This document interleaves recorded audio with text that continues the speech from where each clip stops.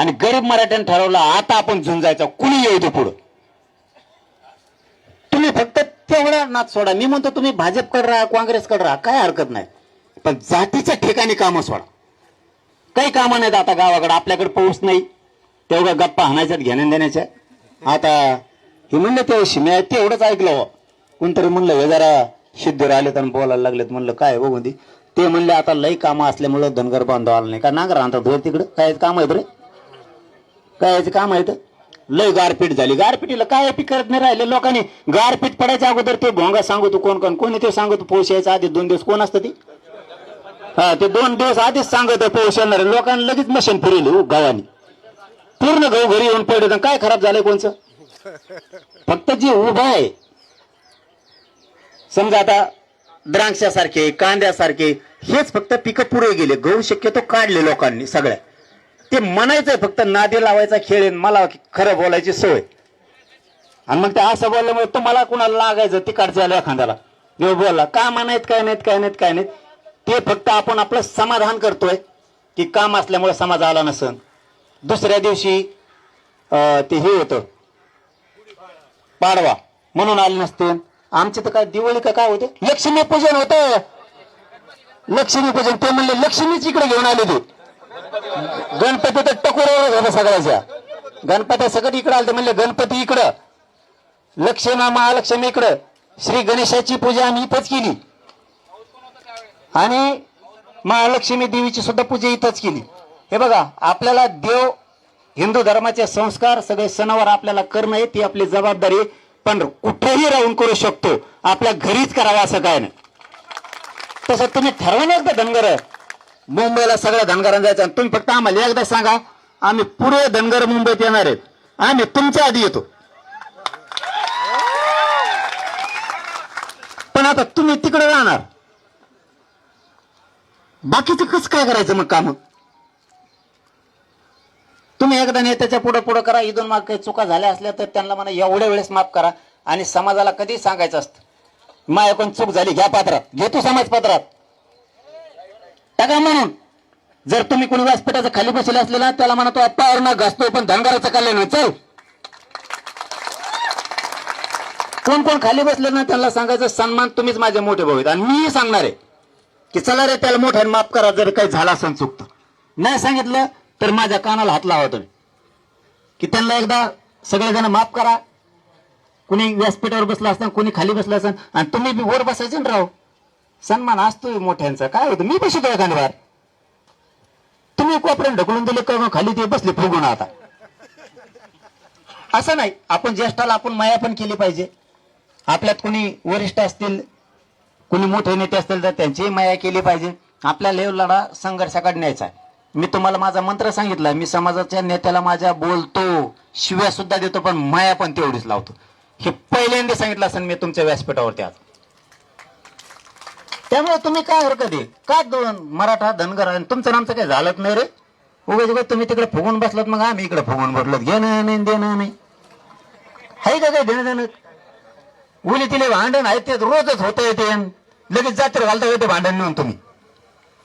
उली तिली जे होतंय ना हे आपल्या पिढ्यांना पारच आहे. पण शक्यतो राज्यात या 2च जाती अशा धनगर आणि मराठी, शक्यतो यांचं जास्तीचं वैरच नाहीये. उगाच उगाच आपण फुगून बसलो. आणि तुम्ही जे नेते रुसलेले त्याच्यावर आम्ही रुसलेलो आहेत ना. मग तुम्ही जे नेत्याला म्हणतात यांनी वाटोळं केलं, आम्ही त्यालाच म्हणतो मी आमचं वाटोळं केलेलं आहे. पण समाजात काय झालंय तुमच्या आमच्या, काहीच नाही. उगाच उगाच आपण रसून बसलोत आणि घेण्यात देण्याची मोठी दरी निर्माण केली. तरीही मी धनगर समाजाला कधी शब्दांनी दुखवलो, काहीला दुखेल असेल दुसऱ्याला, पण धनगर समाजाबद्दल बोलतोय मी.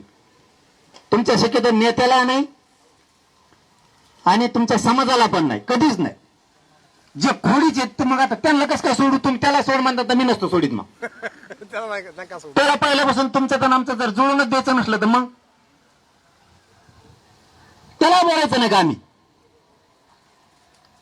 आपण आपलं इथून पुढे धनगर मराठ्यांनी जर हुशार झालं ना पुढे सुद्धा लय मजा येईल, खरंच लय मजा येईल. तुम्ही आमच्या आरक्षणात आम्ही तुमच्या आरक्षणात, तुम्ही आमच्या खुरपायला आम्ही ते तुमचं खुरपायला दोघं एका मागायचे लय धोरण लागेल सावड आपली. आणि मग यांचं लय दुकान मागून कुंकडून बी मग तसं असतं. आणि दुकानं यायला तुम्ही इतके येडे येत नाही मराठी आणि धनगर तुम्ही दोघं बी.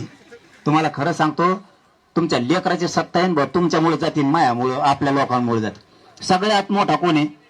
मराठा, धनगर, दलित, मुस्लिम. वय आले की यांना मतदान मोजायला शिकत नाही राहणार. सत्ताच आपल्या यांना घ्या ना, काय घ्यायचं ती आरक्षण घ्या नाही तर काय घ्यायचं ते घ्या. तुमच्या नेत्याला ज्याला आमदार व्हायचं ज्याला मंत्री व्हायचं इकडे होते ना. पण मालक म्हणून राहताना धनगर, मराठे, मुस्लिम आणि दलित जर एकत्र आले खेळच खालाच यांचा. तुमचे 10-5 मंत्री, आमचे 10-5 मंत्री टेबल उचलून नेऊ आपण आपल्या गावाकडे दिले. मायाला तुम्ही तर सगळं करीतच नाहीत. तुम्ही म्हणणार मराठी बेकार, मग आम्ही म्हणणार धनगर बेकार. झोपलं आणि ज्यांनी झोपून दिलं ते मजा आज मंत्री होतो दरबारीने. धनगराचा मंत्री व्हायना मराठ्याचा व्हायना आमचे झाले ते काय आमच्या मध्ये कामाचे काय. नवीन पट्टे जे आपल्याला जो धनगर पाहिजे जो मराठा पाहिजे सत्य जायला ते जायला पाहिजे. मग हाय का नाही तुमच्या हातात आरक्षण मागायचं धनगराला गरज आहे का? जर धनगरांनी ठरवलं मराठा, धनगर, दलित, मुस्लिम युती शीटच पडणार नाही. आपलं कोण लीड तोडीन? आपली लीड कोण तोडीन? 1.25 लाख एक मतदारसंघात नुसता मराठा आहे. त्याचं 60-70 हजार जर धनगरात जीवन लावलं 2 लाखावर गेला आणि दलित मुस्लिम दोघं 50-60-70 घरा 2.5-3 लाखावर तर आपणच गेलो तर मतदान कुठं राहिलं मग खाली? पुढच्या उमेदवाराला मतदानच नाही राहिलं.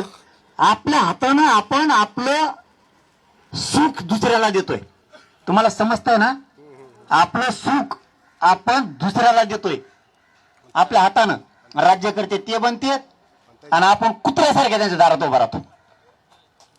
गरजच नाही ह्या गोष्टीची. धनगराला आरक्षण लागत आहे, मालकच आपला झाला. समजा तुमचे 4-5 नावं घेतलेत नाही, तेच उपमुख्यमंत्री झालेत, काय अडचण आहे? कसा कसं आहे करते? दुसरा उपमुख्यमंत्री सापडा आधी आपल्याला कुठे बघायला जावं. आता एक आंबे लावायला जातोय तो दुसरा खुरपायला गेला, तिसरा तर काय बाहेर सहानालाच जातो मुख्यमंत्री. काय करते त्यांचे त्यांना माहित आणि विकास तर आमचा काही होत नाही. हे जर लोकांनी गणित जुळलं ना आपलेच लोक मोठे होते. परत मग त्यांच्या आईला निवडणूक लढायला आला काही सांगितलं नाही यायचं ते नाही नका येऊ मी तर पाडीणारच. मी पाडाय पुरती तर ताकद नाही आहे. मी उभा राहिला की वर काढला मी तर वर काढणारच. माझं मी हे बघा मी बोलतो ते पण करतो आणि मी ते नुसतं भाषणापुरतं नाही ठेवलं. माझ्या समाजाच्या लेकराबाळाचे हाल होत होते, माझ्या समाजाच्या अधिकाऱ्यांचे हाल होत होते, व्यावसायिकांचे हाल होत होते. मला त्या बघवलं नाही. मी तितक्यात ताकदीने उतरलो. तुम्हाला जर आता गोरगरीब धनगराचं दुःख बघवत नसेल, वेदना बघत नसतील तर तुम्ही एक यावा. ही आमची हात जोडून तुम्हाला विनंती. मी कधीही कोणाला हात जोडत नाही. याच्यापेक्षा तर काय तर सांगू शकत नाही. तुमच्या नेत्यांना पुढे घाला. काय तुम्हाला तरी अडचण आहे त्यांना मान द्यायला द्या. बीज पेरायचं काम आपलं असतं. रान सुपीक करून ठेवायची जबाबदारी आपली असते. आपण ते करावं. काय हरकत आहे कोणाच्या मागे उभा राहिलं? बरं आता तुम्हाला त्यांच्या मागे उभा राहा म्हणतोय. काय अडचण आहे बा? अडचण काय?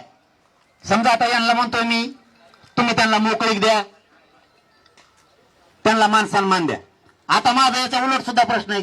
काय अडचण आहे बा? तुम्ही बी आता एकदा मोठे म्हणून त्यांनी बी यांनाच मान सन्मान दिला तर तुम्ही आहेतच ना आता समाजाचे नेते.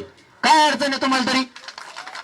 उलट तुम्ही मन जिंका ना गरीब धनगराचं की चला आम्ही नेते समाजाचे आम्ही तुमच्या मागे ठाम आहेत. एक वेळेस तुम्ही म्हणाल काय हरकत आहे? आता जसं मी लढायला लागलो आमचे सगळे नेते म्हणले याच्या शेख खाण्यापेक्षा आम्ही हाय बोथाळ्या मागे चलून दे. तसं तुमच्या नेत्याला तर काय अडचण आहे? चलते लढतंय ना. आम्ही धनगर बांधवांचे जेवढे नेते 15-16 जण पुरे तो ताकदीनं माग आहेत आरक्षणापुरतं. आरक्षण झालं की आम्ही आमच्या पक्षात राहणार आणि तुम्हाला बी आमच्या मागे राहावं लागेल. धनगरांनी शब्द त्यांना द्या की हो आम्ही तुमच्या मागे राहू. मग काय अडचण राहिली आता? आता तुम्हाला भांडताय ना म्हणून मी भांडायला लागलो आता धनगरांना आणि मला अधिकार आहे तुम्हाला भांडायचं म्हणून भांडतोय. बरोबर आहे, बरोबर आहे.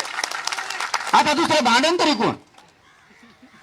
मी त्या 4-5 जेवढे नाव घेतले त्यांना जाहीरपणानं भांडतोय की तुम्ही एखाद्याच मोठं मन करा. चला जाऊ द्या करतोय तो उपोषण आता चल हायत आम्ही तो माग नको देऊ मान आम्हाला.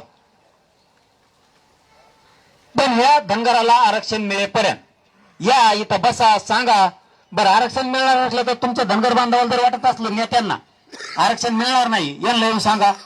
याला मोठ्या मनात तुम्ही सुद्धा धनगर बांधव हे असं मिळणार नाहीये किंवा मग सरकार असं म्हणलंय तू जरा 5-6 महिने थांब, काय हरकत आहे?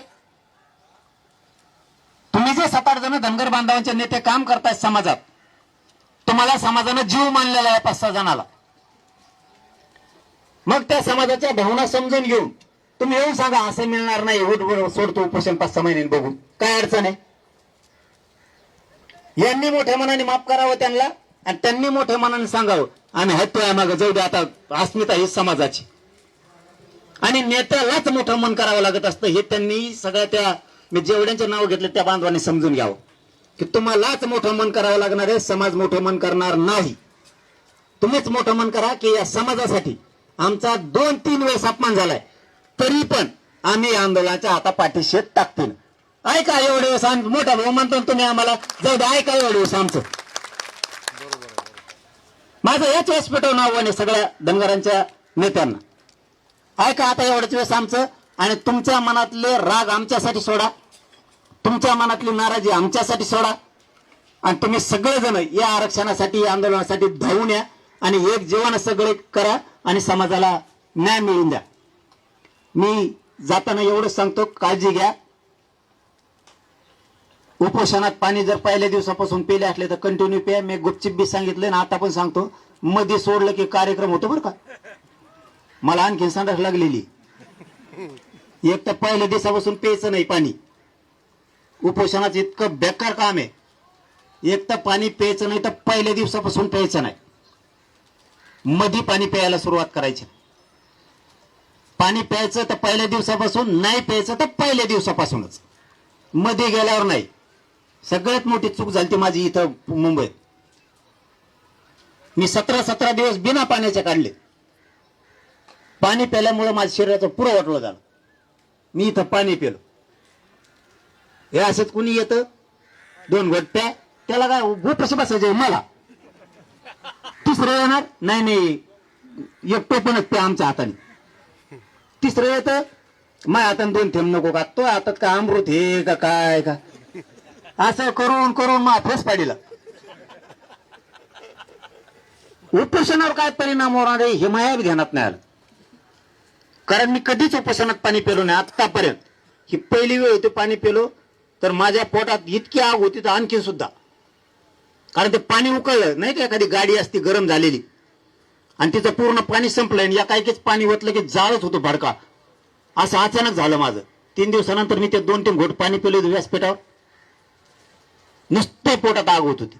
म्हणजे तुम्हाला लई लढायचंय म्हणून सांगतो, कारण तुम्हाला परत देवेंद्र फडणवीसला लढायचं सोपं नाही. ती पट्ट्याला डेंजर आहे, त्याला निभार माथ्याचा माणूस लागत भाऊ. ते नाही तर नुसतं खोट्या आणतोय, खोटे आणायला पक्का देवेंद्र फडणवीस. खोटे आणलेले उपटूनच देत नाही, मीच उपटतो फक्त एकटा. पॅट नाही थोपटीत पण मीच उपटतो. मग पुऱ्या साडेसाठी लावलं होतं त्यांनी, आता नाही बरं का, आता त्यांचं आमचं चांगलं जमतंय. आता जे खरं आहे ते बरोबर हरकत लपून खोट्या मारलेल्या पुऱ्या उपटून फेकल्या मी अख्ख्या, एक नाही ठेवली. पण आता बरं आहे त्यांचं आमचं दिलं म्हणल्यावर आम्ही सन्मान केला त्यांचा. तुम्ही आम्हाला मराठवाड्यात दिलं, आता सातारा संस्थांचं राहिलंय तेवढं, त्यामुळे आम्ही त्यांचा सन्मान केला. आता आमचं त्यांचं बरं आहे सध्या बरं का, इचकू शकतो त्याची काय आमचं सांगता येत नाही, कारण आपण कधीच नेत्याला माया नाही लावली, संबंध मेंटेन करण्यासाठी कधी आंदोलन नाही केलं. पुऱ्या प्युअर आणि प्युअर जातीचाच राहिलो मी, कधीच नेत्याचं झालो नाही आणि होणार बी नाही. त्यामुळं माझी हात जोडून विनंती आहे पुन्हा एकदा तुम्हाला, तुम्ही सगळ्यांना आव्हान करा, नसता तुम्ही माझ्या म्हणण्यावर नाही, तुम्ही नसता बिंदास्त उपोषण सोडून द्या, कणाकणा त्यांच्या घरी जा सगळ्यांच्या आणि सगळ्या सांगा पुऱ्या नेत्याने उतरायचं. मी तुमच्या पुढे नाक घासतो, जातीसाठी नाक घासायला काय हरकत नाही. नेत्या पुढं कधीच वाकू नका कोणत्या, पण जाती पुढे नाक घासायला कधीच मागं सरकू नका. सगळ्यांनी जीव लावा, सगळ्यांना एक करा, नसता मग इथूनच सगळ्यांनी त्यांना आवाहन करा, आमचं कोण चुकलेलं आमच्या पदरात घ्या, आजपासून तयारीला लागा, कोणता प्रयोग करा. सगळे एक झाले का आरक्षण मिळालं. मी पण आज आणि उद्या दिवसात त्यांना सगळ्यांना फोन करून झालेले राहतील, सगळ्यांना फोन करणार. धनगरांसाठी या, त्याच्यानंतर आपण आपल्या पक्षात राहा, धनगर समाज सुद्धा तुमच्या मागे 100% राहील. पण आंदोलनापुरता तुम्ही जात म्हणून सगळे उतरा. मी आता सांगतो, ऐकतील नाही मला माहित नाही, मी एक तर कधीही कोणाला सांगत नाही. पहिल्यांदा मी या समाजासाठी सांगायला लागलो, कारण मला पण प्रतिष्ठा आहे. माझा शब्द नाही ऐकल्यावर माझा सुद्धा प्रतिष्ठा आहे. मी बळच कोणाला तरी म्हणायचं हे कर आणि ते करायचं नाही म्हणजे आमचा सुद्धा अपमान असतो. तरी म्हणजे मी क्लिअरच बोललो तुम्हाला, कारण मीडिया लाईव्ह हे सगळं. तरी पण मी बोलायला लागलो. हे शब्द मी खाजगीत बोलायला पाहिजे होते, कारण मी एखाद्याला फोन लावायचा आणि त्याने माझं ऐकायचं नाही म्हणजे आमचा सुद्धा अपमान असतो. तुम्ही मला ये म्हणले उपोषणाला भेट द्यायला, मी न येणं म्हणजे तुमचा अपमान असतो. त्या कुरडे भाईचा सुद्धा अपमान होता. मी न येणं म्हणजे फोन आला म्हणलं मी येतो. तसं आता आम्ही पण फोन लावणार आहेत. अपमान झाला, तुमच्या नेत्याने आमचा अपमान केला तरी पण लावणार आहे. तुमच्यासाठी मी अपमान सहन करायला तयार नसता, मी कधीही सहन करत नाही. मी पण लावणार आहे की गोरगरीब धनगरांसाठी उतरा मैदानात. म्हणणार म्हणजे म्हणणार. आणि आपला शब्द तुम्हालाही चांगला माहिती आहे. आता तुम्ही माझं 2 वर्षापासून आंदोलन बघितलं. मी सगळ्यांना म्हणणार आहे की उतरा म्हणून, आणि त्यांनी सुद्धा उतरावं. त्यांनीही मान सन्मान द्यावा, तुम्हीही त्यांना द्यावा. आणि एकदाची ही दरी आता तुम्ही कायमची मिटवून टाका. पुन्हा एकदा सांगतो, तुम्ही काळजी घ्या. आणि धनगर बांधवांना इथं असलेल्या सगळ्यांना विनंती आहे, जरा गावाकडून यायला सुरू करा. टेम्पो फेम्पो काढा ना, रिक्षे फिक्षे जिपाट काही काढा. तुम्हाला सांगतो, आमच्या कोंकड्या लटकून येत होते यार. आमचं सांगितलं पुरा म्हणते ते याचं काम सांगत यांना म्हणते जो आपला आमचा कसा रपका होता. कोंकड झोकेन कोंकड गाड्या पळा त्यात. तुम्ही ना खरंच माझा एवढाच सल्ला आहे का, फक्त धनगर बांधवाला मिळेल तेव्हा अंधारान मुंबईच्या माघारी जायचं नाव घेऊ नका. तुम्ही 2 दिवस येतात की लगेच माघारी काय कोणत्या गाड्या नाही आडी ते. अरे त्यांचं तुम्हाला आतलं सांगू का, आतलं तर पोलिसाला माहिती त्यांचे लेकर आपले मोठे होणार आहेत. फक्त त्यांना आपल्या आंदोलनात येता येत नाही. त्यांचे लेकर नाही मोठे होणार आहे. बढते नाही मिळणार का त्यांना? त्यांना केंद्रीय कॉलेज नाही मिळणार का त्यांच्या लेकराला? काय लाडी त्यांचे दाटून करीत असते तेवढ्या पुरतं. जाऊ नको आपण म्हणत नाही. थांब जाऊ तुम्हाला ते म्हणते जा पाहिजे तिकडे झालं, आली गाडी आपली. ते तसं असतंय त्याला पुढं. तुम्ही इतका लोड नका घेतो, गाड्या येत असते सगळं. तुम्ही गाड्याच आणल्या नाही आधीच म्हणतो गाडीत कोण उतरतो. गाड्यात मिळाल्या तरच म्हणतो गाड्या आडील्या. गाड्या आणल्यावर बघू कोण आडीत काय करतंय का, आत्ताच बोलून बसायचं. ती सगळं होईल. पुन्हा एकदा सगळे इथं बसून चांगला विचार करा. पण आंदोलन मात्र शांततेत, नसतं आंदोलन मोडलं म्हणून समजायचं. तुम्ही जर धिंगाणा जाळपोळ केली का आंदोलन मोडलं. हा मला एकदा यांचे नेत्याला बोलून दे उद्या दिवसभरात. हा मग मी खोट्या ठोकितो माझ्याकडले मोठमोठ्याले बांबू असते. मी सगळं नीट करतो. पण धनगर बांधवांच्या नेत्याने जर रिस्पॉन्स दिला, धनगर खाली कसं बाबा टोपेमुळे नाही दिसलं त्याला अवघड खेळ होती. आपल्याकडे त्यांच्यात काय बदल नाहीये. फक्त धनगरात मराठ्यात दरी पाडली होती दुसऱ्याने, नाही तर आपल्यासारखी निभार आहे. ती बी धनगराला निभार आहे. तुमची ताकद कळा ना धनगर होतो मला. तुमची लय ताकद निभार आहे. तुम्ही लय निभार आहेत. या राज्याच्या पाठीवर लय मोठे ताकदवर आहे तुम्ही. फक्त तुमची ताकद तुम्हाला कळा नाही, त्यामुळे तुम्हाला न्याय मिळाला. मी आता सगळ्या नेत्यांना बोलतो, त्यांची सगळेजण काळजी घ्या. आम्ही सोबत आहेत तुमच्या. फक्त शांततेत आंदोलन चालू द्या.